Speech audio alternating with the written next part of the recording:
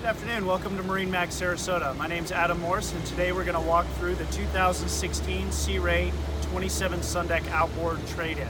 So we're going to start with the back. This is the Mercury 350 horsepower Verado, upgraded to the white engine.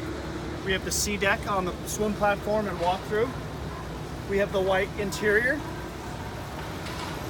upgraded infinity carpet. This is the woven carpet upgrade from the normal carpet. We have the white powder-coated tower with the extra shade.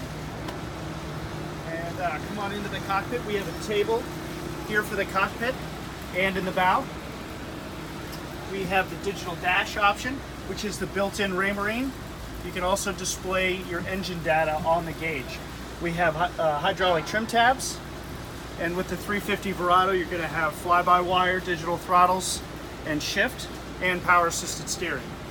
We do have nice size head. This is a pump-out head with a freshwater sink. And we'll make our way to the front. Nice fold-down armrest, lots of space up here with the beach boarding ladder. Thank you for your time. Come down and see us, MarineMax Sarasota. This is the 2016 Sea Ray 27 Sundeck Outboard. See you soon.